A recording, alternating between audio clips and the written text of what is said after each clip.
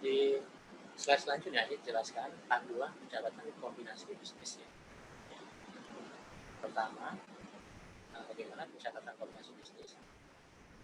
Yang pertama adalah ini dengan konsep yang sekarang ya, artinya pooling sudah tidak digunakan lagi, kita menggunakan metode purchase atau akuisisi. Nah, di sini pencatatannya yaitu kita lakukan ya pencatatan atas perolehan aset dan liabilitas dengan menggunakan prinsip nilai wajar fair value. Nah, kemudian di sini jika sekuritas ekuitas yang diterbitkan oleh perusahaan pengakuisisi, maka apabila terdapat biaya registrasi dan penerbitan sekuritas, biaya ini dicatat mengurangi akun additional paid in capital atau excess of fund. Nah, ini kejadian gitu. Jadi gitu. Tadi misalnya perusahaan PTB, tadi yang perusahaan yang mau diakuisisi, PTA mengakuisisi. Nah, PTA ketika mengakuisisi PTB ini, teman-teman, dia PTA ini menerbitkan saham. Jadi dia membayarnya bukan melalui kas ya, bukan bayar kas, tapi dia nerbitin saham PTA. Jadi PTA itu ketika mengakuisisi PTB, PTA ini dia menerbitkan saham PTA, dia menerbitkan saham. Jadi ketika penerbitan saham itu teman-teman, itu kan saham ada nilai par ya, nilai par itu nilai parnya ya, nilai dasarnya ya. Misalnya 10. Nah, nilai dasar 10. Nanti kan di challenge-nya gini, nilai pasar, nilai par ini akan dibandingkan nilai pasarnya ya. Ternyata nilai pasarnya misalnya ada 15. Berarti di situ ada selisih ya antara nilai par sama nilai pasar, itu ada ekses ya. Biasanya kalau nilai pasar lebih tinggi dari nilai parnya itu ada additional paid in capital dan PC ya, additional paid in capital. Nah, akun additional paid in capital ini teman-teman, ya akun yang selisih antara nilai pasar sama nilai par ya dari saham tersebut. Nah, kemudian tentunya ketika menerbitkan saham, perusahaan itu biasanya menerbitkan ya saham itu dia ada biaya registrasi, biaya registrasi dan penerbitan sekuritas.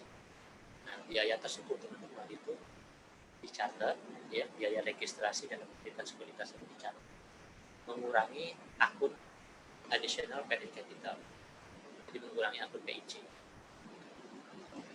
Nah, kemudian misalnya nih dalam penerbitan maksudnya dalam kombinasi bisnis ini ada biaya-biaya lain yang timbul. Mungkin bila terdapat biaya langsung kombinasi bisnis ya dari combination cost, seperti mungkin ada biaya legal fee ya, biaya hukum lah ya, legal, vendors fee ya, dan biaya tidak langsung kombinasi bisnis lain ya seperti manajemen salaries. Nah, jadi kalau ada biaya legal fee, mungkin ada accounting fee ya, mungkin ada konsultan fee, ataupun ada biaya tidak langsung ya teman-teman seperti manajemen salaries ya, jadi gaji manajemen. Biaya-biaya ini dicatat sebagai expense. Jadi dicatatnya sebagai expense.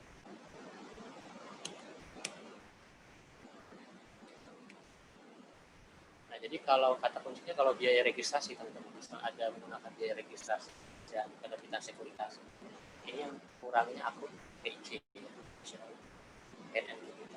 tapi kalau biaya legal fee ya, finder fee atau biaya tidak langsung seperti manajemen salaries itu dicatat sebagai beban SN. Jadi sebagai beban aja. Nah, kemudian panduan yang selanjutnya yaitu pada saat perusahaan yang diakuisisi menyerahkan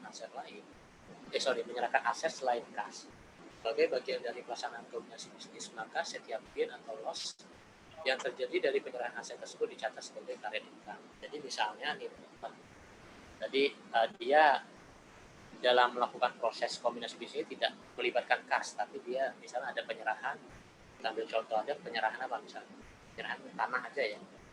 Jadi mungkin untuk mengakuisisi perusahaan PTB, PTA mengakuisisi perusahaan PTB, itu PTA membayar atau menyerahkan tanah ya, tanah atau bangunan. Kita ambil contoh tanah aja ya.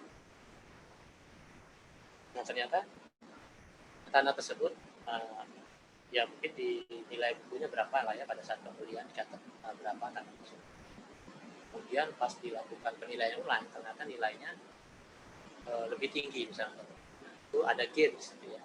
Nah, jadi kita catat nih adanya gain tadi ya sebagai current income.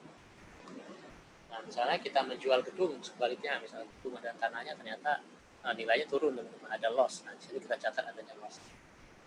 Loss dianggap sebagai adanya gain ataupun loss dicatat sebagai current income. Kemudian selisih lebih yang diperoleh dari nilai buku, kas, aset selain kas, utang, dan sekuritas dengan nilai wajar, aset posisi akui dan dicatat sebagai. Nah, ini konsep goodwill, teman-teman. Jadi di sini konsep goodwill. Jadi ketika perusahaan tersebut mau diakuisisi, perusahaan yang diakuisisi tadi kita nilai dengan nilai wajar. Asumsinya contohnya kita udah nilai wajar dari perusahaan yang mau diakuisisi. Misalnya contoh misalnya 100. Nah, kemudian untuk ketika mau akuisisi perusahaan tersebut, kita membayar dengan nilai yang lebih tinggi ya. Jadi nilai wajarnya 100, kita bayar dengan nilai yang lebih tinggi yaitu 120. Jadi 120. Nah, itu di situ nanti teman-teman selisih antara nilai wajar ya dengan nilai cost-nya ya, istilahnya nilai biaya yang kita keluarkan itu dicatat sebagai nilai. Gitu. Jadi kita ambil contoh misalnya yang lebih mudah lagi, misalnya kayak Facebook tadi mengakuisisi Instagram. Kita asumsikan aja nilai Instagram itu ya nilai pasar wajarnya itu misalnya 2 triliun misalnya. Nah, itu si Facebook ya teman-teman berani membeli Instagram itu dengan nilai 9 triliun. Berarti 9 triliun dengan nilai wajar 2 triliun itu ada 7 triliun teman-teman. Itu dicatat sebagai goodwill. Apa sih goodwill itu? Goodwill itu sebenarnya goodwill itu adalah ini teman-teman. Kalau dilihat, kalau kita belajar di akuntansi prinsip ya, goodwill itu yang nilai tambah gitu ya, yang tidak kelihatan. Yang biasanya dia itu bersifat di masa mendatang itu akan memiliki nilai tambah ya, atau akan sebagai yang bisa menghasilkan menggenerate pendapatan perusahaan. Jadi kalau misalnya definisi yang agak saklek sedikit ya tentang goodwill itu mencerminkan manfaat ekonomi yang timbul dari aset yang diperoleh dalam kombinasi bisnis ya, yang tidak dapat diidentifikasikan secara sehingga harus secara bisa. Instagram itu unik ya, dia punya goodwill lebih tinggi karena mungkin punya teknologi yang baru ya, kemudian adanya jaringan pemasarannya mungkin nanti situ juga ada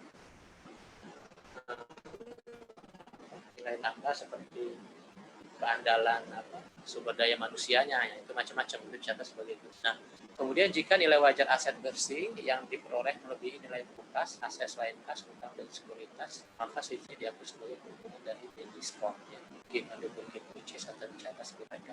Nah, jadi yang ketiga ini. Jadi ini kebalikan dari yang goodwill. Jadi misalnya tadi nilai wajar perusahaan 100. Nah, ternyata perusahaan kita yang mau membeli itu kita beli dengan harga yang lebih murah tuh. Misalnya dibeli dengan harga 80 ya. Nah, berarti di situ ada keuntungan. Ya, kita sebagai perusahaan ini ada perusahaan yang bernilai 100, kita bisa membelinya dengan biaya sebesar 80 ya. Otomatis di situ ada keuntungan 20. Nah, 20 ini dicatat sebagai istilahnya gain on the bargain purchase. Nah, keuntungan gain ini dia dicatat sebagai current income, itu masuk ke laporan keuangan ya, dilakukan oleh Baruki sebagai pendapatan lain-lain ya, dari kombinasi.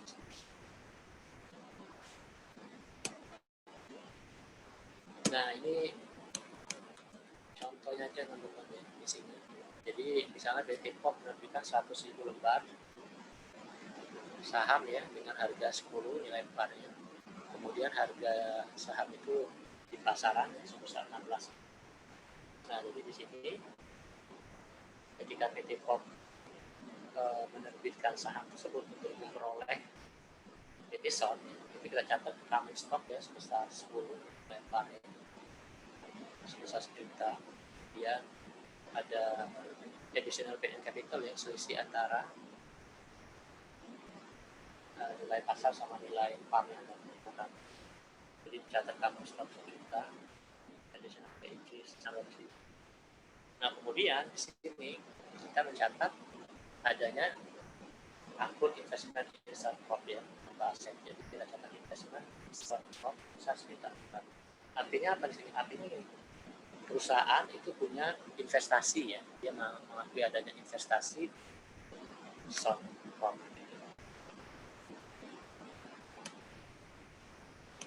Nah, kemudian dalam transaksi kombinasi bisnis ini juga PT POP membayar tunai ya 80 biaya konsultan dan 40.000 untuk biaya pendaftaran dan permintaan. Tadi kan kita udah baca teorinya untuk biaya konsultan, biaya langsung ya, atau biaya langsung, biaya komisaris itu dicatat sebagai expense. Dan dicatat investment expense 80.000. Kemudian untuk biaya pendaftaran dan permintaan yang berkaitan dengan ekuitas tadi catat sebagai pengurang dari PIC ya. Jadi PIC tadi kan normalnya PIC kredit, dia additional credit capitalnya di debitnya sebesar 4. Nah, kas yang dikeluarkan adalah 120.000. Nah, di sini ada asumsi teman-teman. Asumsikan Suncorp ditutup setelah diakuisisi oleh POP. Oleh karena itu, POP mengalokasikan biaya investasi ke dalam fair value dari aset teridentifikasi yang diperolehnya dan utang-utang yang ditanggung. Sisi lebih harga perolehan dicatat sebagai gitu. Jadi ceritanya ini si PT SON itu sudah dibubarkan. Efeknya apa dibubarkan Pak? Nah, jadi ketika dia sudah dibubarkan, berarti investasi kita di Suncorp itu sudah tidak ada lagi. Ya, makanya dia dikredit. Nah, tapi investasi tersebut berubah menjadi apa? Berubah menjadi pemindahan aset tadi dari perusahaan yang diakuisisi ke perusahaan akuisisi. Jadi perusahaan yang diakuisisi tadi, perusahaan SON tadi, aset-asetnya, receivable-nya, kemudian inventory, plan aset, account payable dan non payable-nya ini, post goodwill-nya ini semua pindah ke PT POM. Sedangkan si PT SON itu dia sudah buka si akun investment Suncorp. Kemudian aset-asetnya maupun hutang-hutangnya dipindah semua ke PT POM. Sehingga nanti aset-aset ini masuk ke pembukaan PT POM ya. Sudah nilai dari asetnya PT POM maupun hutangnya juga semakin besar. Nah, kemudian yang keempat, kita lanjut aja teman-teman. Ini masih gambaran singkat aja. Contoh ini ya tentang pencatatan nilai pada pengakuisisian. Jadi langkah yang kita lakukan adalah pertama mengidentifikasi aset bersih yang diperoleh. Jadi pada kombinasi bisnis itu perlu dilakukan pengidentifikasian ya, terhadap aset berwujud, aset tidak berwujud dan diaplikasi. Termasuk aset tidak berwujud teridentifikasi atau identifiable tangible asset yang berasal dari hak kontraktual atau legal dari entitas. Nah, jadi misalnya tadi kita mengakuisisi PT SON ya. Nah, itu kita klasifikasi nih aset berwujudnya apa. Misalnya ada kas, ada inventory. Kemudian aset tidak berwujud apa? Oh, di situ mungkin ada paten, ada goodwill, ada royalty, trademark. Dan ada liabilitas, ada container. Nah, itu semua diidentifikasi. Termasuk juga aset tidak berwujud teridentifikasi. Jadi mungkin di situ ada kontrak, ada kontraktual ya, mungkin ada perjanjian jual beli mungkin ya, yang menghasilkan penghasilan mungkin ya. Nah, itu dicatat sebagai aset teridentifikasi. Kemudian ada proses riset dan pengembangan, mungkin dalam perusahaan anak tadi ya, ada perusahaan yang diakuisisi tadi ya, dia masih mengembangkan produk gitu ya, sebuah produk. Nah, pada saat penciptaan produk ini dia sudah melakukan riset nih dan pengembangan, mungkin masih 80% mungkin ya, sampai barang tersebut. Sampai riset tersebut bisa menciptakan barang-barang itu 80% nilai tadi itu diukur berapa, proses riset dan pengembangan itu diukur nilainya berapa. Kemudian kontraktual yang dapat dialihkan atau kontingensi ini termasuk juga pengukuran kontingensi ini ya. Kontraktual yang dialihkan misalnya kontingensi itu kayak waran gitu teman-teman, garansi itu kan ada tuh kewajibannya di masa mendatang akan muncul tuh. Nah, ketika perusahaan itu diakuisisi oleh perusahaan induk, otomatis perusahaan induk ini akan menanggung biaya garansi tersebut. Dia akan harus bertanggung jawab terhadap garansi di masa mendatang, garansi kontingensi ya, ataupun ada kasus hukum segala macam, nah, itu harus diidentifikasi. Kemudian beberapa kontraktual yang tidak dapat dialihkan. Ada sifat kontraknya, mungkin kontrak ini adalah hanya bisa berjalan kalau misalnya bersama PT SON tadi. Seandainya PT SON tidak diakuisisi atau tidak beroperasi, maka kontrak tidak dapat dialihkan. Nah, itu nanti diidentifikasi sehingga jelas nanti pada saat kombinasi bisnis kita sudah bisa mengidentifikasi aset berwujud, aset tidak berwujud, dan ekuitas. Nah, kemudian di sini identifikasi aset menurut PSAK 22. Perlu saya tekankan di sini adalah PSAK 22 ya, yang berkaitan dengan PSAK 38. Di situ cukup tebal teman-teman kalau kalian baca PSAK. Dan itu bahasanya kalau menurut saya sih ya sedikit lebih jelimet teman-teman dibandingkan kita membaca buku BIN sih kalau baik. Jadi di sini kalau PSAK kita bedah ya sebentar. Jadi dikatakan suatu aset disebut teridentifikasi jika aset tersebut dapat dipisahkan, yaitu mampu dipisahkan atau dipecah dari entitas dan dijual, dialihkan, dilisensikan, direntalkan atau dipertukarkan, baik secara individual atau bersama-sama dengan kontrak terkait aset dan entitas teridentifikasi. Tanpa memperhatikan apakah entitas memiliki lisensi untuk melakukan. Kalau kalian lihat sini kan agak bingung ya, nggak sih bahasanya ya. Jadi ya intinya sih suatu aset investasi jika aset tersebut ya kita dapat memisahkannya lah, intinya ya. Oh ini ada aset yang bisa dijual ke inventory. Oh ini bisa dialihkan kas. Dilisensikan itu ya misalnya dilisensikan ke trademark, setelah itu bisa dipindahkan. Direntalkan yang bisa dipinjamkan, itu bisa juga apa ya bangunan apa yang seperti itu ya namanya. Atau timbul dari hak kontraktual atau hukum lain tanpa memperhatikan atau hak itu dapat dialihkan atau dipisahkan dari entitas atau dari hak dan kewajiban lain. Maksudnya di sini ada aspek adanya kewajiban ini ya, hukum ya, entitas ya yang bisa dialihkan. Jadi kayak misalnya adanya piutang gitu ya, ketika piutangnya ada hutang, teman-teman, ada hutang. Nanti hutang kita PT SON ini berhutang ke PT lain, nah ketika PT SON dialihkan itu hutang tersebut akan muncul di perusahaan yang mengakuisisinya. Jadi memang bahasa PSAK jadi konsisten. Kalau kalian mempelajari PSAK itu kalau kalian nanti kuliah S2 itu di ini ya bab tersendiri kan khusus membahas PSAK. Jadi di situ di pelajarannya di materi pelaporan korporat namanya. Jadi PK, pelaporan korporat itu kalau kalian nanti kuliah lagi ya, pelaporan korporat itu mempelajari tentang PSAK. Jadi PSAK itu beda, nah itu lebih detail. Tapi kalau di sini cukup sekilas saja teman-teman tahu ya. Nah di sini menetapkan nilai wajar ke aset bersih. Nilai wajar ditetapkan dengan urutan yang diharapkan sebagai guna dalam nilai wajar. Fair value ini kan memang unik ya. Ini apa sih sebenarnya nilai wajar itu? Tes yang kita gunakan apa sih? Nah sini urutan yang pertama adalah menggunakan harga pasar ya. Penggunaan harga pasar ini yang paling relevan untuk paling bagus ya, karena bisa dibandingkan. Kalau misalnya kalian mau tahu misalnya harga sebuah bangunan atau tanah, itu kita pendekatan harga pasar. Oh di sini pasarannya berapa sih tanah semeter ya?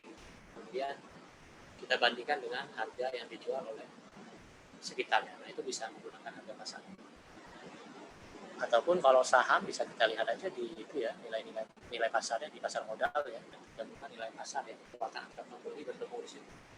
Nah apabila tidak menggunakan nilai pasar, kita turun lagi nih menggunakan nilai saat ini ya, atau present value atas estimasi arus kas masa datang dan suatu kita diskusi.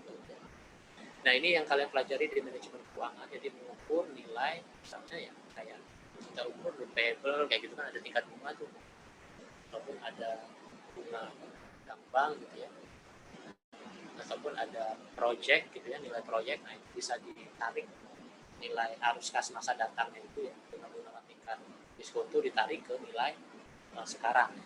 Itu diukurnya ke nilai sekarang. Nah kemudian yang ketiga, kalau tidak menggunakan metode pasar atau estimasi present value, kita menggunakan nilai estimasi. Nah, ini nilai estimasi ini biasanya kita menggunakan pihak ketiga, teman-teman, yang independen ya, yang profesional. Biasanya sih kantor jasa penilai, KJP misalnya, atau ya penilai independen misalnya. Nah, di sini ada pengecualian pada aturan nilai wajar. Nah, gunakan ini yang tidak menggunakan nilai wajar, maksudnya ya pengecualiannya apa? Ya ini gunakan panduan normal untuk pajak dan utang yang ditentukan. Nah, kalau pajak dia tidak menggunakan nilai wajar ya. Tapi pajak itu berdasarkan oleh nilai realnya teman-teman ya, berdasarkan nilai, berdasarkan undang-undangnya ya, berdasarkan compliance-nya berapa. Kemudian dana pensiun dan dana yang lainnya ini dihitung berdasarkan perhitungannya ya, berdasarkan aktuaria misalnya.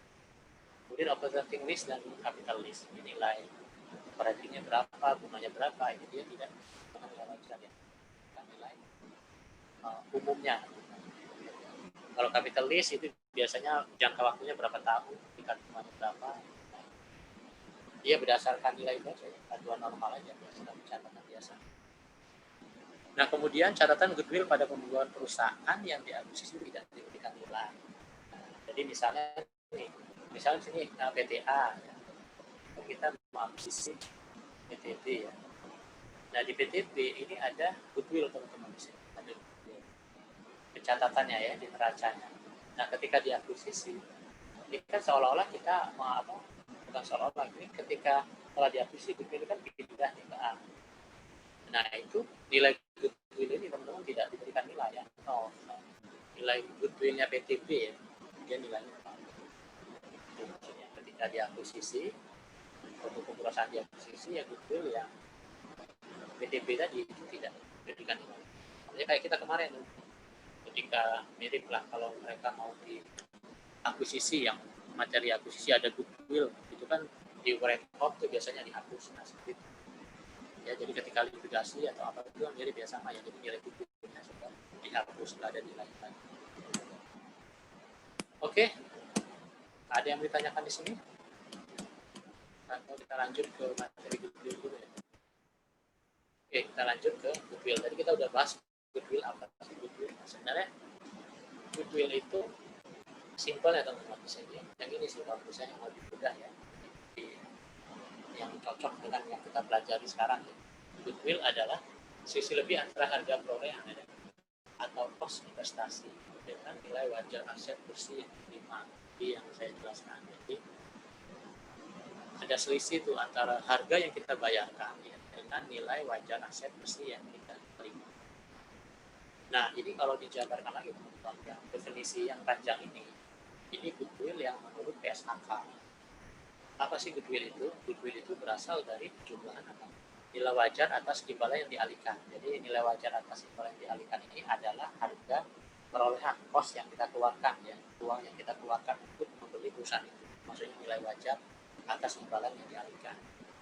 Nah, kemudian juga kita menghitung tuh ada nilai wajar dari setiap kepentingan pengendali pada pihak. Jadi mungkin ini pemilikannya tidak 100% teman-teman, itu mungkin 90%. Nah, 10%-nya itu adalah pihak pengendali. Nah, itu nilai wajar pihak pengendali, itu kita ukur juga. Nah, kemudian di sini ada juga nilai wajar atas setiap kepentingan ekuitas yang sebelumnya dimiliki oleh pihak pengakuisisi pada pihak diakuisisi. Nah, mungkin ya teman-teman, ini contohnya, maksudnya yang nomor 3 ini. Sebelum mengakuisisi semua itu ternyata pihak pengakuisisi itu sudah ada sahamnya teman-teman di sini. Sekarang kita ambil contoh ya, biar nggak bingung ya apa sih maksudnya. Jadi misalnya nih, PT Son tadi ya, PT Son. Ini PT Son itu kalau kita lihat sahamnya kita. Nah, di sini ada bagian ini yang ini punya apa? Yang punya ini ya, SCI ya. Saya bilang SCI itu non-controlling interest ya. Nah, ini di sini ada bagian PT POP tadi ya, POP. Nah, ini ya PT Son lah ya. Son. Nah, ini yang ketika menghitung goodwill ini teman-teman, kita harus cost-nya berapa, kemudian nilai wajar dari SCI ini berapa ya, ya. Kemudian nilai wajar atas kepentingan ekuitas yang sebelumnya dimiliki oleh pihak pengakuisisi. Nah, ini si POP sebelumnya memiliki nih, mungkin nilainya lebih kecil ya, 20%. Ini 10%, ini 70 ya. si prop ini punya 20%. Nah, pada saat mengakuisisi nilai ini 20%-nya harus dihitung juga tuh. Nah, akhirnya si prop pada mengakuisisi bisa dia mengakuisisinya ini 20 ya, diakuisisi ya jadi tahap dia menjadi 90 misalnya. Nah, jadi dihitung ulang, itu maksudnya teman-teman ya. Jadi nilai wajar atas setiap kepentingan ekuitas yang sebelumnya dimiliki oleh pihak akuisisi pada pihak diakuisisi. Jadi sebelumnya itu pihak mengakuisisi itu sudah punya ekuitas di perusahaan yang diakuisisi. Nah, di sini kata kuncinya yang melebihi setelah kita memperoleh nilai ini teman-teman, baru kita bayang di sini yang melebihi nilai wajar aset bersih yang terima. Jadi yang melebihi nilai wajar aset bersih. Jadi kalau saya ambil kesimpulan yang panjang ini teman-teman, 3 ini adalah apa? Cost ya, costnya istilahnya cost atau harga investasi itu diukur dijambreng lagi menjadi 3, baru dibandingkan dengan nilai wajar aset bersih. Nah, kalau nilai costnya ini melebihi dari nilai wajar aset yang bersih yang diterima, itu muncullah dia goodwill itu konsepnya. Nah, ini PSAK 22. Nah, ini definisi dia PSAK, aset yang memprestasikan goodwill itu adalah aset yang memprestasikan manfaat ekonomi masa depan yang timbul dari aset lain beroleh dalam komunikasi bisnis yang tidak dapat diidentifikasikan secara individual. Jadi memang ini dia tidak bisa diidentifikasikan teman-teman. Kenapa? Kalau kita lihat di sini, nilai wajah aset bersih sudah teridentifikasi semua nih. Sedangkan kita misalnya ini 100 ya nilainya. Nah, kita mau membayar 120. Nah, 100 ini sebenarnya ini asetnya sudah teridentifikasi semua, teman-teman. Ya, ini sudah teridentifikasi. Nah, kita berani bayar 120. Berarti harusnya kan kita membayar 100 nih. Kalau 100 sudah klop ya, jadi tidak ada nilai tambah atau nilai yang kurang diskonnya. Nah, ini kita membeli 120. Berarti di sini ada 20 yang tidak teridentifikasi. Ini apa sih? Sebenarnya aset apa? Makanya dia masukkan ke keranjang sampai goodwill. Konsep. Jadi karena kan kalau misalnya kita mengukur ini 100 dia 100 ya, tapi kita membeli 120, kita kan harus mencatatnya nilai berapa sih? Berarti kas yang keluar 120, nilai aset yang diperoleh 100. Nah, akun selanjutnya penyeimbangnya apa? Yaitu goodwill. Ini dimasukkan sebagai makanya di sini goodwill itu bisa dikategorikan sebagai aset yang tidak dapat diidentifikasi secara individual dan diakui secara besar. Nah, ini goodwill PSAK 22, ini tadi yang saya jelaskan sebelumnya. Saya jelaskan diskusi antara kita gabungan. Yang ini tadi, definisi PSAK.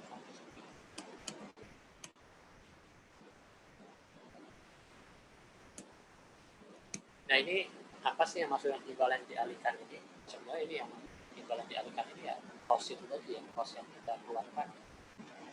Jadi nilai wajar dari imbalan dialihkan atau konsiderasi kontingensi yang dihilangkan agak sedikit istilahnya konsiderasi kontingensi ditentukan atau diestimasi pada tanggal perolehan dan harga ini termasuk perhitungan lainnya yang ditetapkan sebagai bagian dari kombinasi bisnis.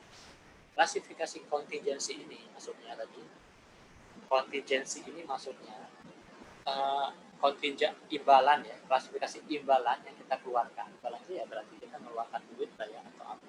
Nah, itu bisa berupa kita apa? Penerbitan saham teman-teman tadi sama kayak kita ingin memperoleh perusahaan itu, kita melakukan kontingensi penerbitan saham. Jadi kita menerbitkan saham. Itu adalah ekuitas ya. Ataupun pembayar kas adalah kontingensi yang utang. Maksudnya ya kita melakukan pembayaran kas ya. Ini istilahnya adalah utang atau utang. Nah, kemudian estimasi imbalan dialihkan dinilai kembali dengan nilai wajar pada setiap tanggal pelaporan kejadian setelah transaksi. Ya. Jadi di sini nanti setelah ini teman-teman diperoleh, ya, nanti ada penilaian kembali ya dengan nilai wajar pada tanggal pelaporan kejadian setelah transaksi. Ini bahasa PSAK agak ya jelimet ya. Ya sih, ya tadi ya kita pelajari video ya. Jadi untuk memperoleh perusahaan tersebut kita bisa menerbitkan ekuitas ya, bisa juga dengan membayar kas ya, bisa juga dengan menciptakan ini ya utang ya, convertible ya bisa disebut.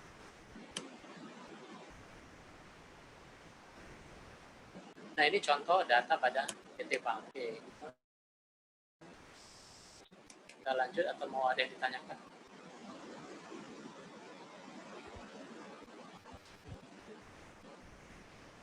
Oke, kita lanjut ya. Oke, nah. Jadi contoh data pada PT PAM. Nah, PT PAM ini mengakuisisi aset bersih PT SUL melalui skema kombinasi bisnis pada tanggal 20 Desember 2020. Nilai buku dan nilai wajar aset dan liabilitas PT SUL pada tanggal tersebut dalam bukuan. Jadi teman-teman gini, kalau kalian lihat, ini adalah pembukuan dari PT SUL ya. Jadi ini PT SUL. Neracanya PT SUL. Nah, di sini kalau kalian lihat ada apa? Dua nilai ya, teman-teman. Ada book value sama fair value ya. Nah, book value ini tadi yang digunakan oleh pooling of interest. Jadi dia nggak menggunakan fair value. Book value ini nanti ada book value perusahaan lain bergabung dijumlahkan aja teman-teman. Simpel sekali pooling of interest. Tapi di sini kita tidak bisa menggunakan pooling of interest, kita tidak menggunakan itu lagi, jadi kita gunakan nilai fair value. Nah, jadi di sini ada dua. Pertama kita melihat book value-nya, kemudian fair value. Nah, kalau kalian lihat cash itu book value-nya 50 dan value-nya 50 biasa. Dan receivable itu terjadi penurunan ya teman-teman ya. Nilai 150 book value-nya, value-nya 140. Dan inventory mengalami kenaikan seluruhnya. Nanti di plan mengalami kenaikan. Kemudian building kenaikan. Paten itu muncul ya, mengalami tentang yang variable ya, ada logistik tambah. Nah, coba teman-teman lihat di sini. Nah, pada saat akuisisi teman-teman, ini kan ada neracanya perusahaan yang diakuisisi. Nah, kita untuk setelah mendapat value, ada fair value. Yang kita pakai adalah nilai fair value-nya teman-teman, net asetnya. Jadi kalian ukur net asetnya ya, 100.200 dari mana? Sebenarnya net aset itu adalah aset ya, dikurang liabilitas ya, utang ya. Jadi asetnya ini semua diukur fair value berapa, total 1.440.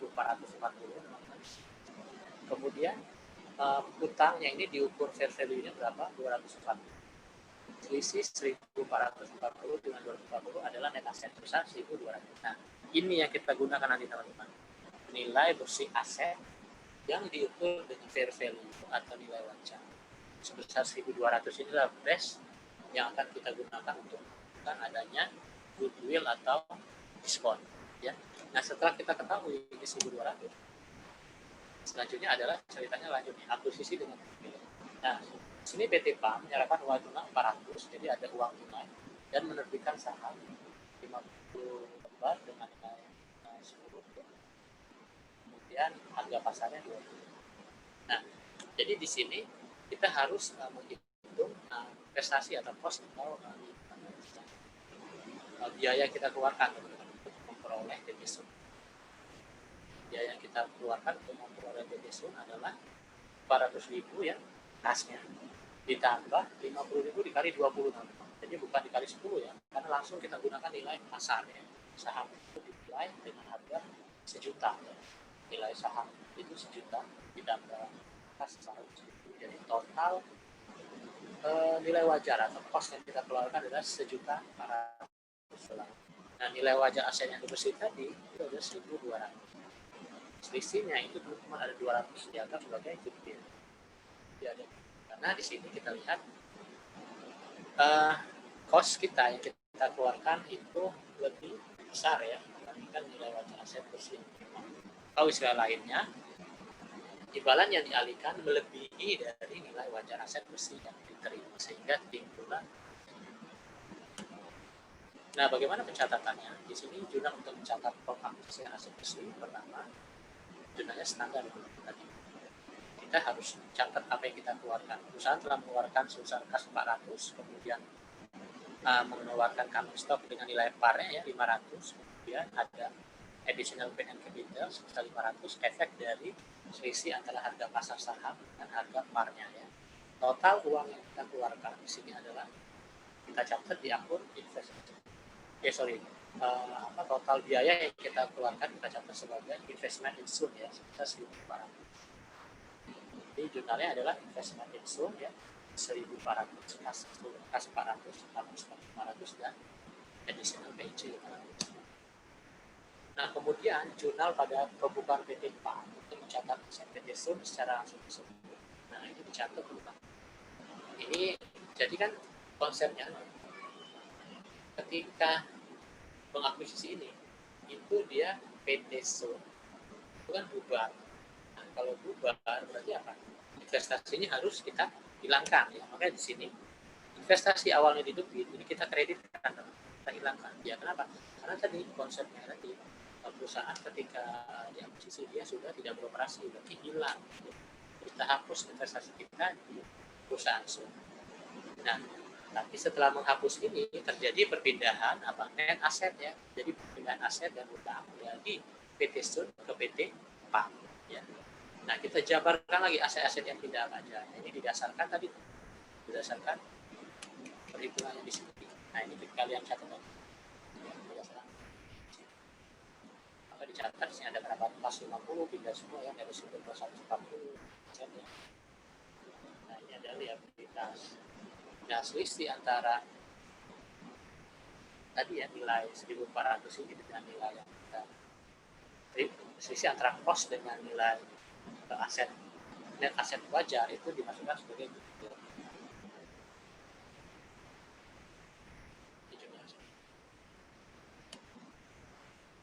Nah, lalu bagaimana kalau misalnya perusahaan membeli dengan diskon? Nah, ini hampir sama sih, dikembalikan dari goodwill ya. Jadi misalnya PT PAN menerbitkan 40 lembar saham 10 ya, nah, biasa dengan harga pasar 24 dan juga dengan 10% 5 tahun. Kemudian menerbitkan saham dan juga menerbitkan payable. Nah, fair value yang aset yang diperoleh 1.200. Total perhitungan cost yang kita keluarkan adalah juta ya. Dari nilai 40.000 saham dengan 20.800 ditambah 200 dari nilai payable yang kita keluarkan.